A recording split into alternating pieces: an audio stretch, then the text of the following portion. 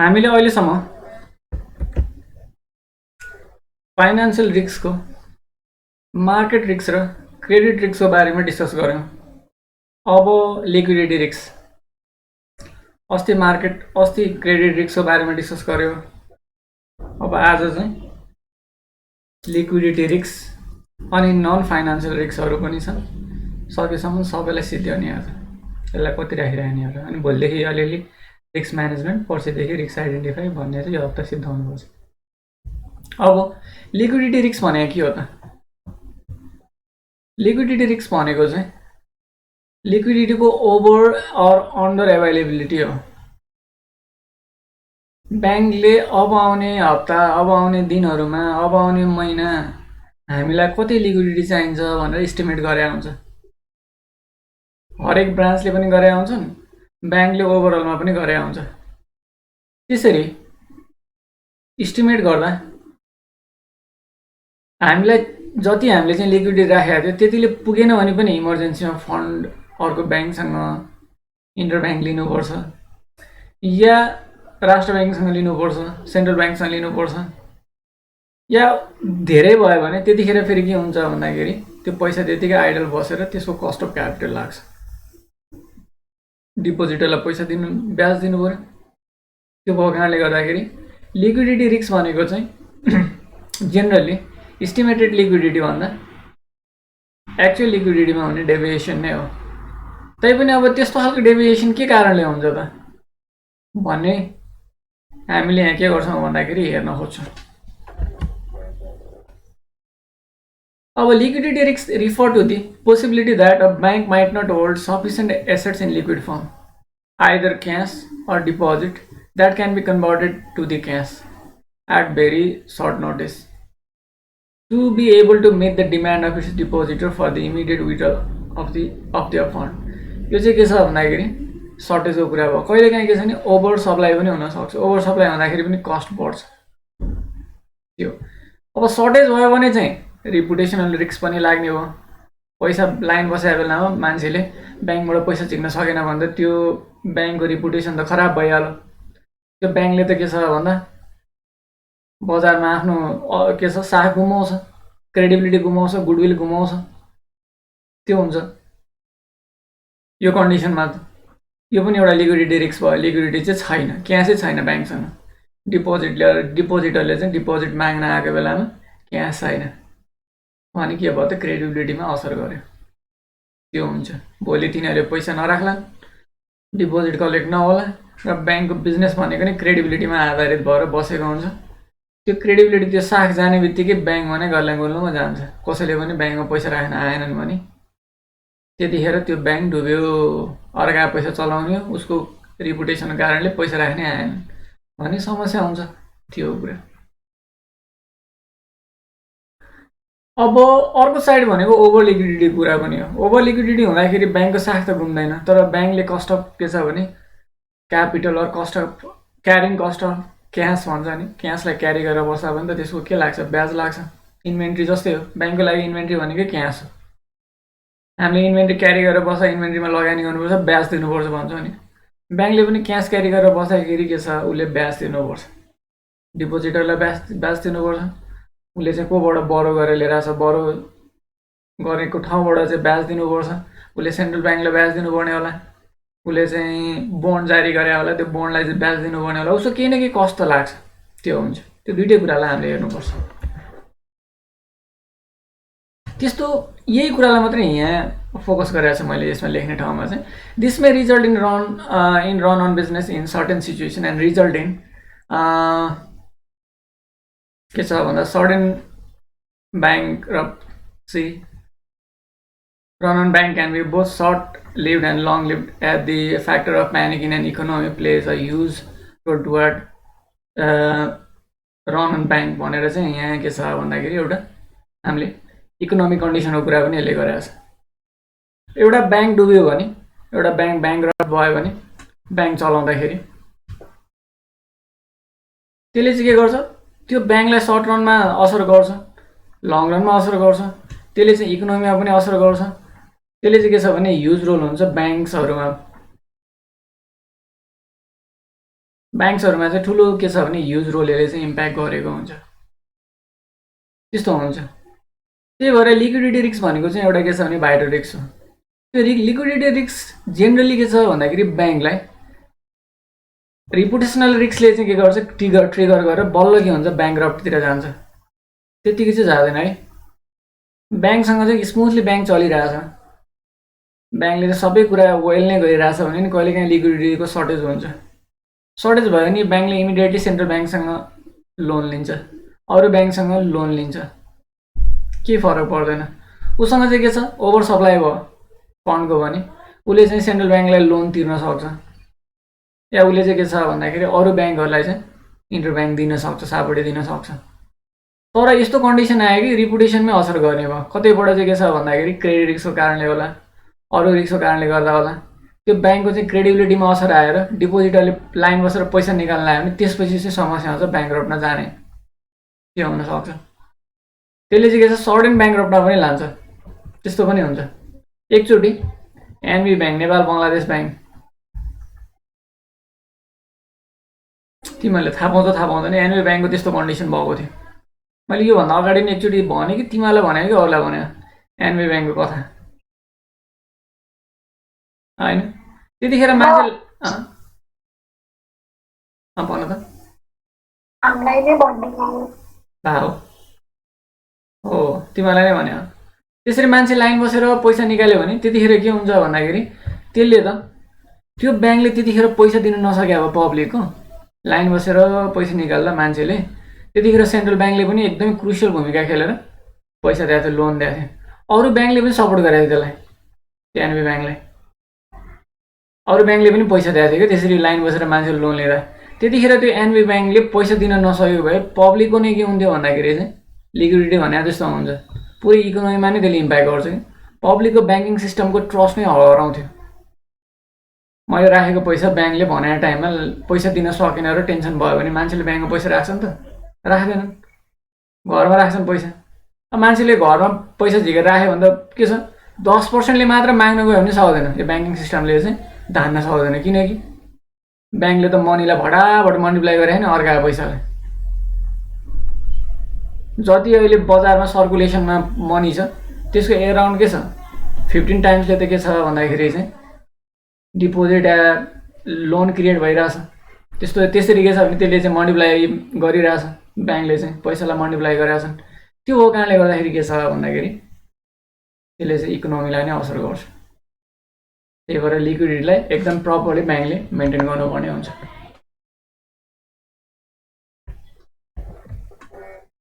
अब types of liquidity risk. Liquidity रिस्कमा फर्स्टमा हो फन्डिङ रिस्क। फन्डिङ रिस्क भनेको चाहिँ त्यही हो, क्यास फ्लो अब्लिगेसन मिट गर्न नसक्ने, inability to obtain funds to meet the cash flow obligations. ब्याङ्कमा चाहिँ आज डिपोजिटरले पैसा आफ्नो पैसा फिर्ता माग्न आएको बेलामा उसलाई तिर्न नसक्नु, ब्याङ्कले आज बोन्ड होल्डरलाई पैसा तिर्ने दिनमा बोन्ड होल्डरको पैसा फिर्ता गर्न नसक्नु, ब्याङ्कले बोन्ड जारी गरेको छ भने, त्यो कन्डिसन भनेको फन्डिङ रिस्क हो। अब सिम्पल फन्डिङ रिस्कहरू त के छ भने कस्टमा सेटल हुन्छ।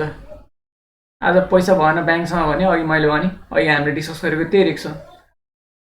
ब्याङ्कसँग पैसा भएन भने सेन्ट्रल ब्याङ्कसँग लोन लिन सक्छ, अर्को ब्याङ्कसँग लोन लिन सक्छ, के हुन सक्छ सिम्पलमा चाहिँ। तर अब रिपुटेसनमै असर गर्यो भने मैले भने नि त्यतिखेर चाहिँ के छ कि ब्याङ्कले सेन्ट्रल ब्याङ्कले नै बचाइदिनु पर्यो, अदरवाइज अमेरिका जस्तो सिस्टम छ भने त्यहाँ त ब्याङ्क गर्लमै डुब्छ। Funding liquidity risk is crucial and it arises from the need to replenish net outflow due to unanticipated withdrawal, non-renewal of deposit, wholesale and retail। कहिलेकाहीँ त्यस्तो पनि हुन्छ, होलसेलमा चाहिँ रिन्युअल होला भनेर हामीले इस्टिमेट गऱ्यौँ, रिन्युअल नगरेर अर्को ब्याङ्कतिर त्यो गयो पैसा, नसोचेको पैसा चाहिँ के छ भने एउटा ग्रुपले नै पैसा झिक्दिए ब्याङ्कबाट, त्यतिखेर लिक्विडिटीको सर्टेज हुन्छ ब्याङ्कलाई। त्यतिखेर के गर्छ ब्याङ्कले भने त्यही हो, लोन लिन्छ, नभए आफ्नै लोन पनि बेच्न मिल्छ। ब्याङ्कले त्यस्तो पनि गर्छ। समस्या पर्यो भने ब्याङ्कले आफ्नै लोन पनि बेच्न मिल्छ। त्यही लोन नै दिँदो राखेर सेन्ट्रल ब्याङ्कबाट चाहिँ के छ भन्दाखेरि पैसा ल्याउन नै मिल्छ। र सेन्ट्रल ब्याङ्कले दिने टाइमसम्म पैसा पुगेन भने त्यही लोन राम्रो लोन छ भने अर्को ब्याङ्कले किनिहाल्छ, केही छैन। त्यसो पनि गर्न मिल्छ।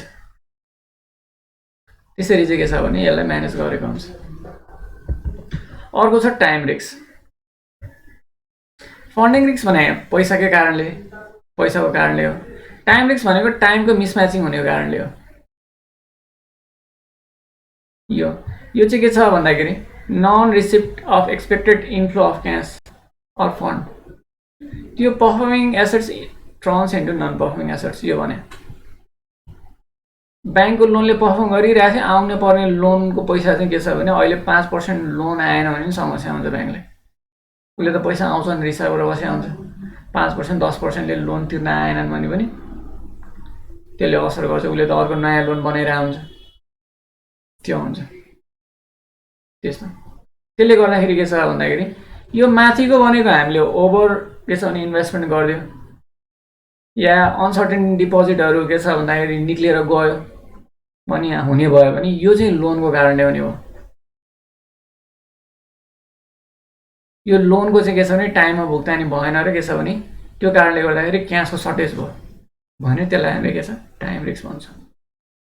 यो टाइममा यदि पैसा आउला र यसलाई यो ठाउँमा लगेर म्याच गरौँला भनेर म्याचिङ गर्न खोजिरहेको हुन्छ ब्याङ्कले। यदि पैसा आइदिएन भने के भयो त? डिपोजिटबाट होइन कि लोनबाट आइदिएन भने के भयो त? ब्याङ्कको लिक्विडिटी सर्टेज भयो त्यतिखेर, त्यो देखिन्छ। र अर्को छ कल रिस्क। कल रिस्क दुईटा कारणले हुन्छ। एउटा ल्याबिलिटिजलाई के छ भन्दाखेरि चाहिँ एसेट्समा कन्भर्ट गर्ने कुरा, त्यो कारणले हुन्छ। त्यो पनि somehow performing assets into non पर्फर्मिङै भन्न नि मिल्छ। तर यसको कुरा चाहिँ के हुन्छ भन्दाखेरि मनी एट कल भन्छ कि ब्याङ्कले त्यस्तो मनी एट कल लगानी गरेको हुन्छ, अर्को ब्याङ्कमा लगेर धितोहरू राखेको हुन्छ, सरी पैसाहरू जम्मा गरेको हुन्छ। अर्को ब्याङ्कले पैसा दिन सकेन, पैसाले भनेर फोन गर्ने बित्तिकै दिने पैसाहरू आएन, त्यस्तो खालको के छ भन्दाखेरि त्यो कुराहरू। अनि it may also arise when bank is not able to undertake profitable business opportunity when it arises।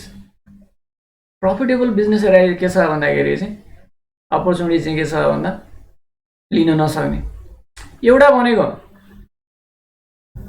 के छ पैसा सर्टेज भयो, त्यस कारणले के छ हामीसँग भएको थियो पैसा हुन्थ्यो भने लगानी गर्न पाइन्थ्यो, पैसा थिएन त्यही भएर त्यो गयो।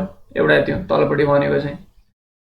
अर्को भनेको चाहिँ के छ भन्दा एउटा प्रफिटमा असर गर्ने गरी, अर्को भनेको ल्याबिलिटिज मनी एड कल जस्तो ल्याबिलिटिजहरू कल गर्दाखेरि नआउनु। त्यो कारणले गर्दाखेरि के छ भन्दाखेरि कल रिस्क देखिन सक्छ। टाइम रिस्क भनेको मनीको टाइम म्यानेजमेन्ट नहुनु। फन्डिङ रिस्क भनेको क्यास फ्लो प्रपरली जेनेरेट नहुनु या क्यास हामीले नसोचेको क्यास आउटफ्लो हुनु। कल रिस्क भनेको हामीले प्रफिटेबिलिटीलाई चाहिँ एस्योर गर्न नसक्नु। जति के छ भने लिक्विडिटी म्याचिङ गऱ्यो भने ब्याङ्कले लङ रनमा आफ्नो प्रफिटेबिलिटी म्याच गर्नु सकेन भने, बनाउनु सकेन भने, प्रफिटेबल अन्डरटेकिङहरू लिनु सकेन भने त्यसको के छ भने ओभरहेड कस्ट अर एक्सपेन्सेसको कारणले गर्दाखेरि पैसाको सर्टेज हुन थालिहाल्छ हैन। अहिले मैले के छ 1 करोड पैसा लिएर आएर लगानी गरेँ, मैले के छ अहिले चाहिँ लगानी गर्दाखेरि 60-70 लाख मात्र लगानी गरेँ, 30 लाख रुपियाँ मसँग क्यासै छ। काम गर्दै गएँ अनि घाटै लाग्यो भने के छ 1-2 वर्ष त म चल्छु, 2 वर्ष 3 वर्ष 4 वर्षपछि त म त के छ भने जति लिक्विडिटी मैले पहिला ल्याए भने मैले प्रफिटबाट चाहिँ लिक्विडिटी जेनेरेट गर्न सकिनँ भने त म त डुबिहाल्छु। त्यही कुरा ब्याङ्कले पनि के गर्नु पर्यो भने लङ रनमा प्रफिटेबल बिजनेस अपर्च्युनिटीमा लगानी गर्नै पर्यो। त्यो गर्नु सकेन भने त्यतिखेर के छ भन्दाखेरि चाहिँ ब्याङ्कलाई कल रिस्क देखिन्छ। त्यो 3टा फ्याक्टरले चाहिँ लिक्विडिटी रिस्कलाई असर गर्छ। यो भयो। हामीले फाइनान्शियल रिस्कमा एउटा पढ्यौँ क्रेडिट रिस्क, अर्को पढ्यौँ मार्केट रिस्क। यो इन्ट्रेस्ट रेटको कारणले, त्यसपछि करेन्सी एक्सचेन्जको कारणले हुन्छ। क्रेडिट रिस्क भनेको डिफल्ट हुने क्रेडिट रिस्क पैसा, अर्को हुन्छ लिक्विडिटी रिस्क। यो 3टा चाहिँ के छ भन्दाखेरि चाहिँ ब्रोडली हामीले फाइनान्शियल रिस्कलाई क्याटेगोराइज गर्ने नि यो हुन्छ। यो 3टा रिस्कमा चाहिँ हामीले डिभाइड गर्न सक्छौँ। अब हामीसँग नन फाइनान्शियल रिस्कहरू पनि हुन्छ। नन फाइनान्सियल रिस्कमा चाहिँ अपरेसनल रिस्क के हो त अपरेसनल रिस्क भनेको पैसाको कारणले नभइकन फन्डिङको कारणले नभइकन अपरेसनको कारणले ह्युमन बिङको कारणले गर्दा मान्छेको कारणले गर्दा प्रोसेसको कारणले गर्दा अपरेसनल रिस्कहरू देखिन्छ अपरेसनल रिस्क भनेको डे टु डे अपरेसन गर्दाखेरि देखिने डिफ्रेन्ट रिस्कहरू हो यसलाई हामीले operational risk refer to the risk of losses associated with the operation of a bank resources ब्याङ्कले चाहिँ आफ्नो रिसोर्सलाई अपरेसन गर्दा क्यास एक ठाउँबाट अर्को ठाउँमा लैजाँदा चोरी भयो लगानी गरेको कारणले अरू कारणले होइन नि त त्यो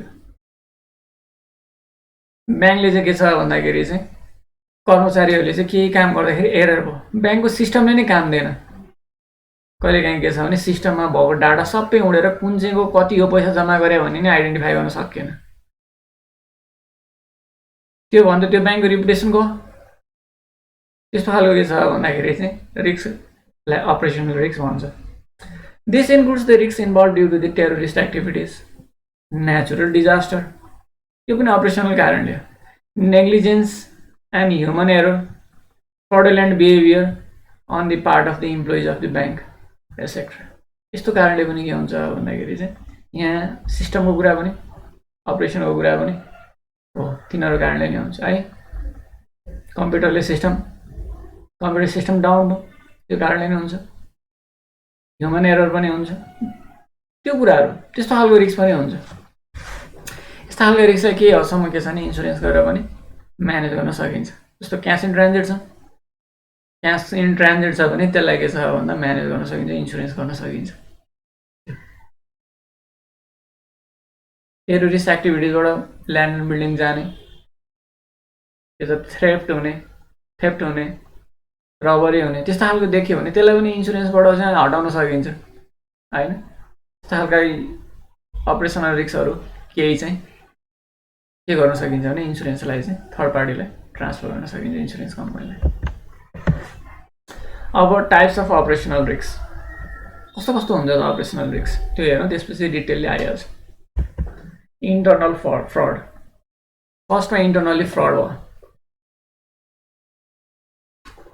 कुनै पनि कारणले हुनसक्छ सिङ्गल इम्प्लोइको कारणले नै हुनसक्छ टोटल बोर्डको कारणले नै हुनसक्छ ब्याङ्कहरूमा त्यस्तो पनि देखिन्छ त्यो डिफ्रेन्ट कारणले के छ भने इन्टर्नल फ्रडहरू हुन्छ internal fraud include misappropriation of assets कहिलेकाहीँ ओभर के छ भन्दाखेरि इस्टिमेट गरिदिन्छन् एसेट्सलाई ब्यालेन्स सिट बनाउँदाखेरि नाफा धेरै देखाउँछन् त्यो गऱ्यो भने के हुन्छ भन्दा बजारमा सेयरको मूल्य बढ्छ अनि आफूसँग भएको सेयर स्वाटै बेचोस् अनि फेरि के छ नि एप्रोप्रिएट फेरि जान्छ इन्फर्मेसन बजारमा त्यसले गर्दाखेरि यसलाई भन्छ इन्फर्मेसन एसिमेट्री के छ भन्दाखेरि अझै यसलाई हामीले चाहिँ अर्को पनि भन्छ यसलाई के भन्छ एडभर्स होइन मोरल हाजार्ड भन्छ यसलाई है यो पनि एउटा एजेन्सी प्रब्लम हो यसरी चाहिँ के छ भन्दाखेरि एउटा सर्टेन ग्रुपसँग सेयर छ अहिले हुन चाहिँ जुन ब्याङ्कको चाहिँ तिमीहरूलाई त्यो थाहा छ कि छैन जस्तो ब्याङ्क एनआइसिआइसिआई ब्याङ्क होइन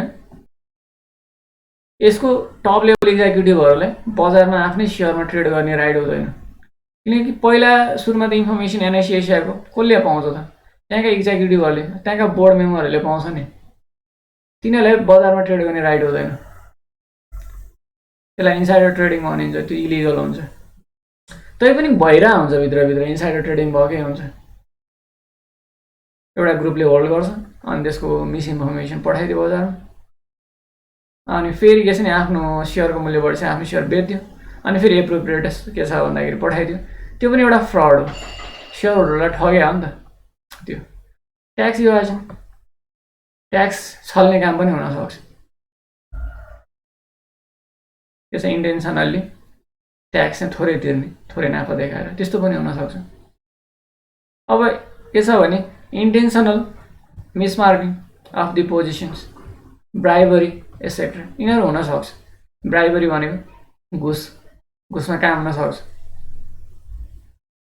लोन दिँदाखेरि घुस लिएर लोन दियो मिसमार्किङ अफ पोजिसन भने समाउ त्यही नै हो होइन लोन पास गरिदिँदाखेरि घुस लिएर पास गरिदियो त्यो लोन त पछि डिफल्ट हुन्छ डिफल्ट भएको बेला लोन हेर्दाखेरि के छ भन्दा खोला जग्गा पो राखेको रहेछ बिग्रिँदैन त्यो खोला जग्गा ब्याङ्कको पैसा डुब्यो त्यस्तो हुन सक्छ, त्यसलाई इन्टर्नल फ्रड भनेर भन्छ।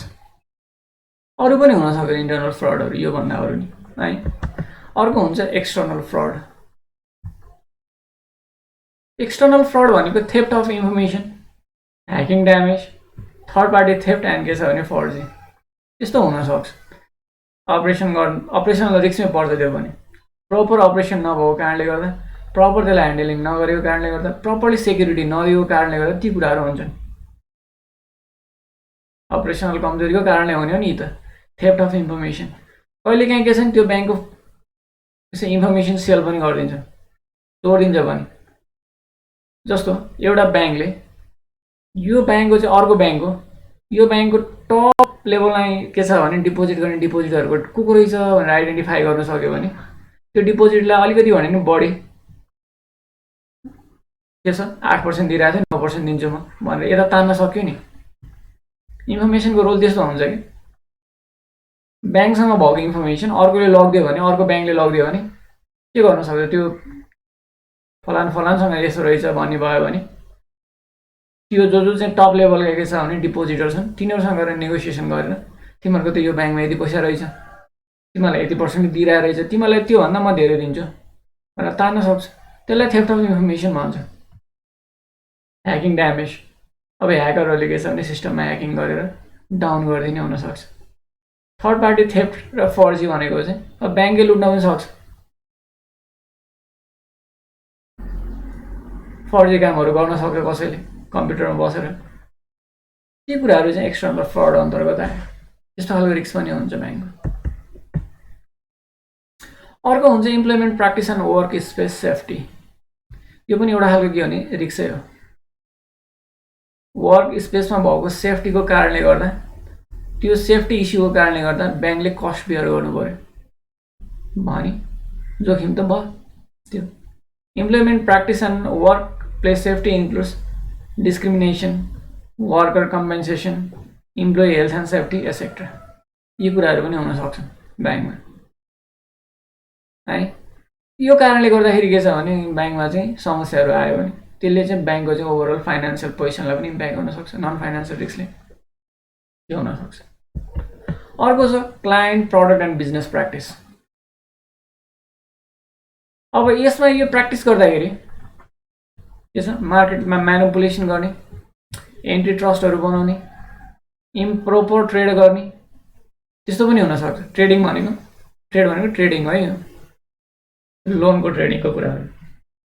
मार्केटलाई म्यानिपुलेसन गर्ने, एन्टी ट्रस्ट भनेको के छ, ग्रुप बनाउने, ब्याङ्कर एसोसिएसन मिलेर के छ भने ब्याङ्कलाई चाहिँ एउटा ग्रुप बनाएर फन्ड तान्ने, त्यस्तो कामहरू पनि गर्न सक्छ। ब्याङ्कले त्यसो गर्यो भने त्यसले लङ रनमा उसैलाई असर गर्छ, त्यस्तो हुन सक्छ। अब damage to the physical assets. Natural डिजास्टरको कारणले गर्दा, टेरोरिजमको कारणले गर्दा, भ्यान्डलिजम भनेको चाहिँ हुलदङ्गा हुने कारणले गर्दा कहिलेकाहीँ के छ भन्दा फिजिकल एसेट्सको चाहिँ मा चाहिँ असर गर्छ ब्याङ्कको। जुनसुकै कम्पनी गर्न सक्छ त्यो। यस्तो खालको नन फाइनेन्सियल रिस्क त के छ, जुनसुकैलाई हुन्छ नि त, त्यो त जुनसुकै कम्पनी जस्तो खालको पनि बिजनेसलाई हुन्छ है। यस्तो कारणले हुने के छ भने लसलाई चाहिँ हामीले damage to the physical assets, यो कारणले गर्दाखेरि अपरेसनल रिस्क राइज हुन्छ। त्यसपछि अर्को छ business dispersion and system failure.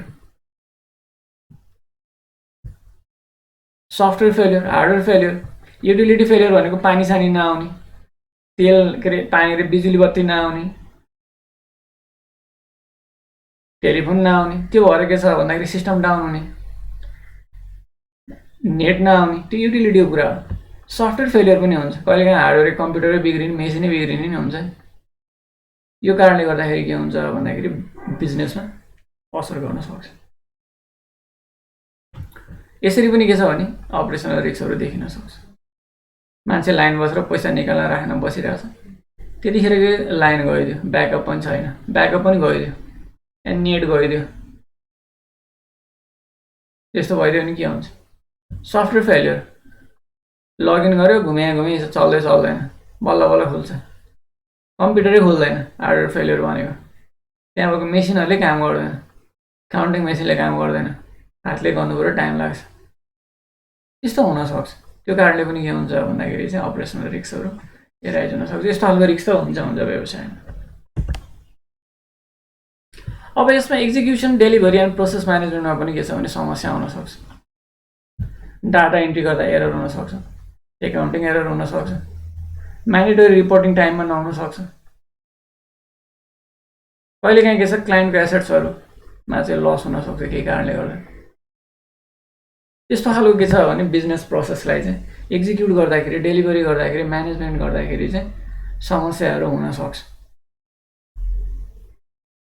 त्यस्तो समस्यालाई हामीले चाहिँ के भन्छौँ भन्दाखेरि चाहिँ अपरेसनल रिस्क भनेर भन्छ। त्यो पनि एउटा खालको अपरेसनल रिस्क हो। यति चाहिँ के छ भने अपरेसनल रिस्कहरू छ। ठिक छ है।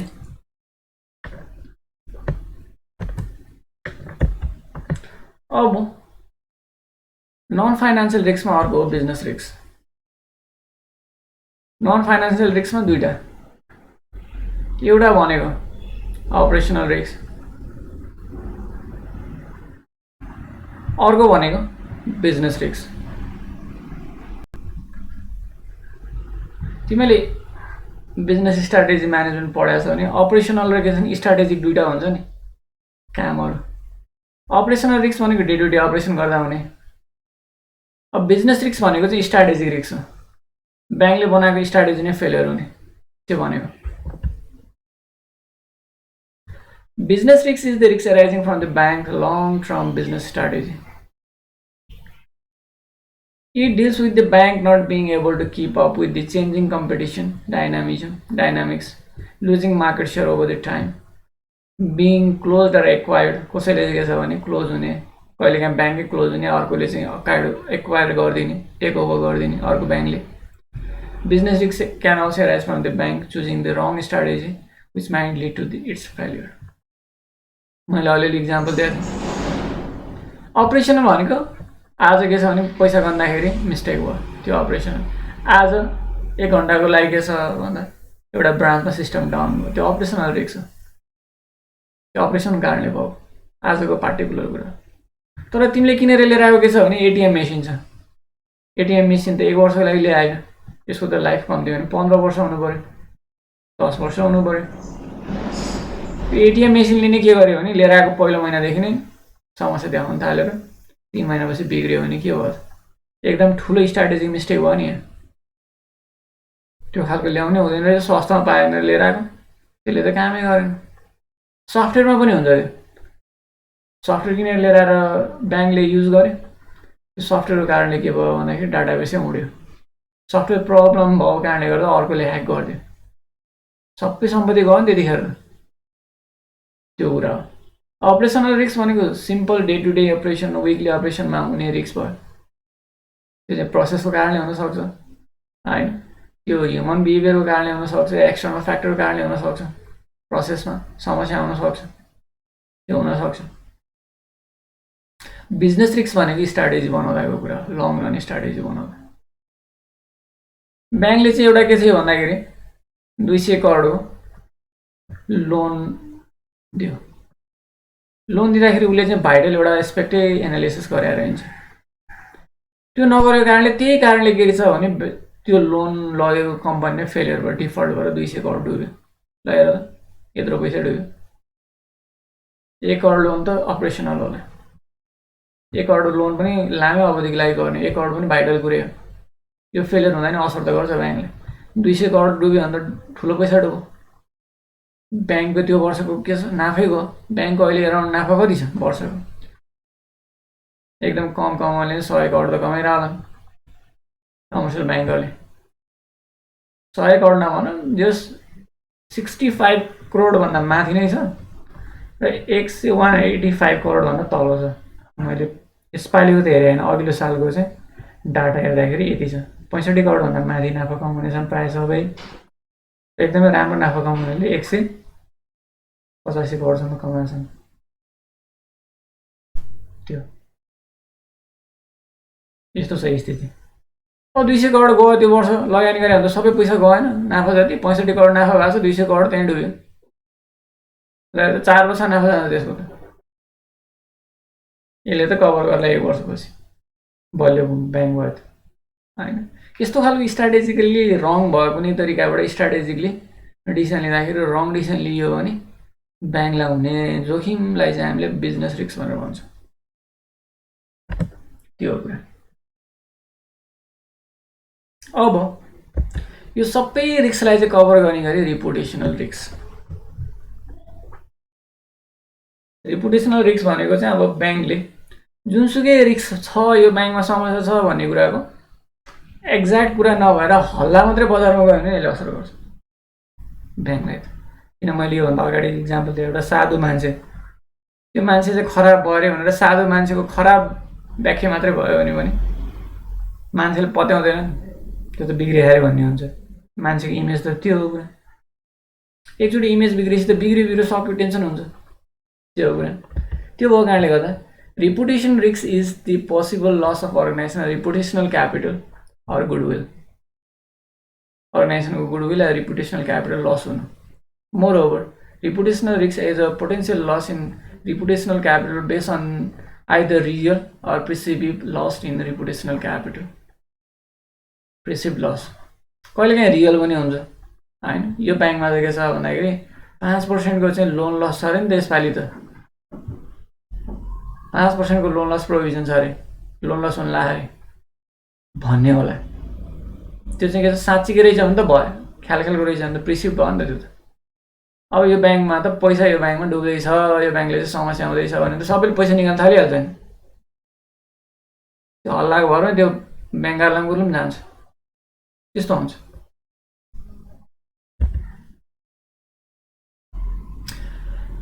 Bank face reputational risks which may be triggered by the bank's activities, rumor about the bank, willing or unconscious non-compliance with the regulations.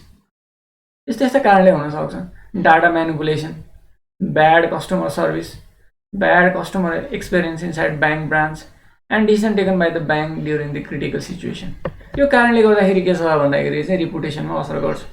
कुनै बेलामा लार्ज इन्टर्नमा हुन्छ, कुनै बेलामा सर्टमा होला हैन, त्यो हुन सक्छ। ब्याङ्कले गर्ने आफ्नो एक्टिभिटिजको कारणले गर्दा हुन सक्छ उसले खराब एक्टिभिटिज गर्यो, माथि भने जस्तै कहीँ न कहीँ समस्या आयो, त्यो हुन सक्छ। खालि ब्याङ्कको चाहिँ रिमर मात्रै हल्ला खल्ला मात्रै भयो, खराब कुराहरू आयो। Willing or unconscious non compliance with के छ भन्दाखेरि रेगुलेसन, कहिले काहीँ के छ जानी रेगुलेसनको चाहिँ के छ भने जति रेगुलेसन थियो जस्तो सिआरआर यति हुनुपर्छ भन्यो 5%, जानी 5% नमिलाउने त्यो गरिदियो, या उसले चाहिँ नसकेर हुनसक्छ। त्यो कारणले गर्दाखेरि रेगुलेटरी बडीले भनेको कुरा उसले पुरा गर्न सकेन भने भोलि के गर्छ रेगुलेटरले त उसलाई बन्दै गरिदिन्छ ब्याङ्कलाई चाहिँ वार्निङ दिन्छ। त्यस्तो खालको सूचना बजारमा गयो भने के हुन्छ त्यो ब्याङ्कमा त कसले पैसा राख्छ, त्यो हुन्छ। कहिलेकाहीँ डाटा म्यानिपुलेसन पनि हुनसक्छ हैन, इन्टेन्सनली होला अनइन्टेन्सनली होला म्यानिपुलेसन हुनसक्छ। डाटा म्यानिपुलेसन गरेर फाइदा लिन सकिन्छ, मार्केटलाई त्यसले इम्प्याक्ट गर्छ, सेयर मार्केटले। कम्पिटिटरहरूले इन्टेन्सनली म्यानिपुलेट गर्दैनन् ब्याड वेमा हैन। म्यानेजरहरूले चाहिँ के छ भन्दाखेरि आफ्नो सेयर बेच्नु छ भने या कतैबाट फाइदा लिन्छ भने डाटा म्यानिपुलेसन गर्दैनन्, त्यस्तो पनि हुनसक्छ। अर्को ब्याड कस्टमर सर्भिस, कसैलाई मन नपर्न सक्ला कस्टमर सर्भिस, कस्टमरसँग चाहिँ के छ झगडा पर्ने, फाइट पर्ने, या उसलाई चाहिँ चित्त नबुझ्ने हुनसक्छ। या कस्टमरको के छ भन्दाखेरि चाहिँ एक्सपिरियन्स खराब हुनसक्छ हैन। र कहिलेकाहीँ के छ भने क्रिटिकल सिचुएसनमा ब्याङ्कले लिने डिसिसनले पनि इम्प्याक्ट गर्छ।